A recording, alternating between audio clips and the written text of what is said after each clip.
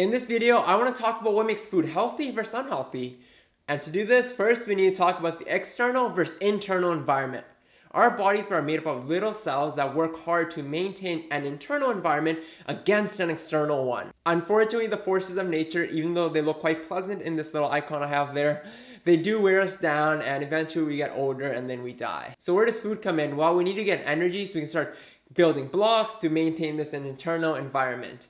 But food itself is an exposure to the external environment and hence has the potential to do harm. So when it comes to healthy versus unhealthy, I define the healthier option as the one that's less damaging and less harmful. Even a food that seems to be perfectly healthy, like organic blueberries, is going to cause a very small little bit of damage. There might be microplastics from the packaging if they're frozen. There's some organic pesticides and herbicides that are still going to cause harm. But as we'll see later in this video, organic produce, fruits and vegetables, they rank at the top of our list when it comes to health. Okay, what are these damaging compounds? So in what ways can food cause damage? And then when you rank them from best to worst. Now before I start going into this, I want to make my intention clear. It's not to scare people away from eating anything. It's not to make you feel bad about your dietary habits. Our bodies have a pretty remarkable ability to recover, but daily damages add up, so it's important to be better informed. So you can make a decision that aligns with your health goals and with your level of risk aversion. Also, it's important to understand that for some compounds, it really is the dose that makes the poison. But even a small amount of poison every single day makes that dose. So when we begin to have consistent exposure to it, it does damage and this accumulates. We'll get more into it as the video goes on. First, I'm just going to present a list of damaging compounds and then a list of foods ranked based on those damaging compounds, from the least health harming to the most harmful ones or the most damaging compounds. So let's get right into it. First, we have antimicrobial components. Generally speaking, antimicrobial is anti-life, so it's not surprising that they're harmful to us. Being more specific, they're usually quite harmful to our gut, which is a key surface point between us and the outside environment. Killing our gut bacteria means damaging our defenses. So it's not super surprising to see alcohol here. But there's also other preservative components. Some of these have more than one purpose, like citric acid that has a flavor component as well as a preservative component to it. Not every preservative component is going to be harmful and definitely not to the same extent. And I'm not going to get into every single little detail about these, but I just want to quickly glance over them just to give you an idea. Nitrates here, for example, refer to those in processed meats and are a known carcinogen. Then we have heat-created compounds. When we're heating foods up, we're increasing the reaction rate of chemical compounds in that food, but also with the air and the oxygen in the air. Having water presence limits this reaction, so think high dry heat for these. From oils and meats, you'll get plenty of PHAs and HCAs. From fat and protein, you'll get advanced glycation end products, AGEs, which as the name implies, literally ages us. You also get HNEs from oils, which is a toxic aldehyde, and it's formed when oil, which is pure fat, reacts with the oxygen in the air. This is especially true for when unsaturated fatty acids are heated. Last here I have acrylamide, which is formed when starchy foods like potatoes are exposed to high heat. So you can imagine what a punch those French fries have. They have the acrylamide, they have the oil-created compound, and even what a bigger hit fried chicken has with the AGEs and the heated oil problems. I have covered some of the problems with heated oil in a previous video covering fatty acids, so go check that one out. We also have the well-known metals including aluminum, mercury, lead, arsenic, and yes, even excess free iron is harmful. Then we have hormones or compounds that act like hormones. Estrogens, plastics that end up being structurally similar to estrogen, such as BPA, BPS. We also have excess amino acids that are basically giving our cells a signal to grow and age faster. In my video covering protein, I mentioned the Hayflick limit, which is the maximum number of times our cells will divide. And I covered how certain amino acids, especially having more methionine, leads to faster growth, which may be a pro in some special cases. But with regards to longevity and health overall, these can actually be quite harmful because they're making us age faster. There's also free glutamates that can be excitatory and potentially harmful for brain health. Next up, we have non-essential fats. Basically just saying that excess fats beyond our minimum requirements are harmful. I covered this in my fat video, but quickly, there's an oil problem of oxidation for those unsaturated fatty acids, and then the lipotoxicity problem for the saturated fatty acids. Excess fatty acid intake means impairing blood flow, compromising our immune system to deal with infections, and yes, even dealing with cancer cells. And fatty tissue ends up into this vicious cycle of converting aromatase into estrogen, which leads to this estrogen problem of promoting further weight gain. Fat tissue also holds on toxins, some of the ones that I already mentioned in this list, which could be a pro if you never release those toxins back into the bloodstream, but a better strategy may be just to not let these compounds enter, as in don't absorb in the first place, or filter them out as they kind of come in, versus having this bolus just sitting in our body. Next, we have pesticides and herbicides. These fall into that antimicrobial, anti-life side of things. Because they're harmful to the processes of life, they're more often than not also harmful to us.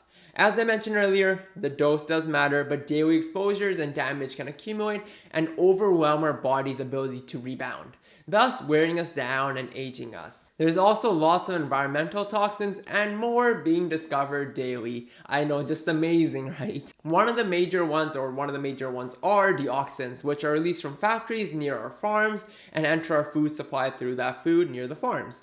And unfortunately, we never get rid of them, and perhaps even worse, the few of us that do get rid of them through breastfeeding, which means they accumulate in our future generations. Just great stuff today.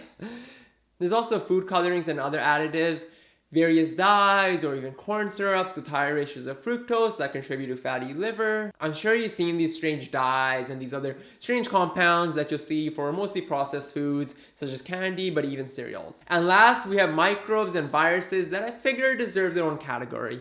On the less harmful side, we have solanine, which is basically if your potatoes are starting to look like Shrek's head, probably best not to eat them. But we also have more harmful bacteria like E. coli and Salmonella.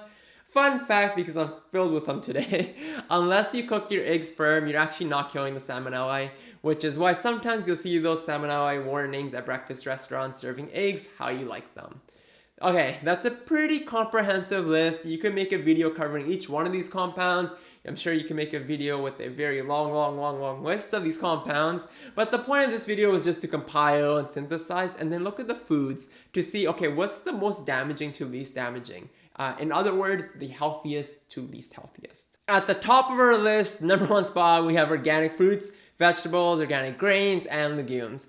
Yes, they're sprayed with organic herbicides and pesticides, but at least these are carbon-based and hence likely able to be removed from our bodies. It's not always the case that the organic option will have less damaging compounds, but for grains and legumes, they're typically a better option. And this category as a whole, remember, this is at the top of the list, meaning the best option, even though there's still some of these damaging compounds in there. Don't let perfection be the enemy of progress. Next up is the packaged version of fruits and vegetables. Think dried or frozen, which is basically adding some plastic exposure, right? Because they're gonna be in some sort of plastic packaging. Then we have refined starchy foods, we have refined grains, and as we start refining, we start to concentrate calories, and hence also concentrate damaging compounds, and we can begin to create some too, like acrylamides. Then we have sugar or syrups, which is the max refined options for these more carbohydrate-rich foods. After this, we have nuts and seeds. There's a big nut right over there, which are higher in fatty acids, meaning can react with oxygen and go rancid or go bad.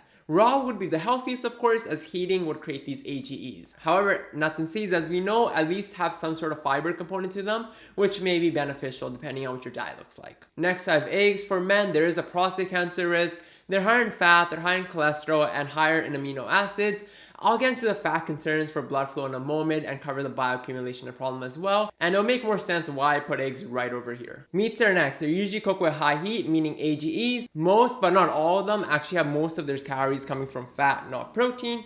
And of course, the higher protein, the amino acids mean that anabolic effect, which I covered in my previous video on protein. There's also a bioaccumulation problem that I've been foreshadowing and talking about, and I'll cover that in a moment when we get to dairy. If you're consuming these, definitely worth it to check your source. Consider organic or local means rather than larger scale operations. I'm throwing fish in here as well. Fish are quite high in mercury. As a quick aside, I wasn't going to throw AGE numbers in here, but I think we should have a little aside about this just to illustrate the crazy difference. So 100 grams of almonds roasted have about 6,650 AGEs. 100 grams of avocado has about 1,577. 100 grams of margarine has about 17,520. 100 grams of olive oil has about 11,900. 100 grams of ground beef, 20% fat. Browned in a pan is about 4,900. And remember, it's that dry heat and the fat that really creates these. So boiling that ground beef actually lowers it. And if you add some lemon juice for adding antioxidants to prevent that reaction, you can actually get ground beef down to about 1,538. But if you take some beef steak and fry with olive oil, you'll get about 10,000. Foods that are low in AGEs include milks and juices that are less than 50 per 100 milliliters. Fruits, vegetables, legumes, grains are of course very low in these as well, usually in those single digits compared to 10,000. That's a pretty massive difference. Then we have crap, calorie-rich and processed foods.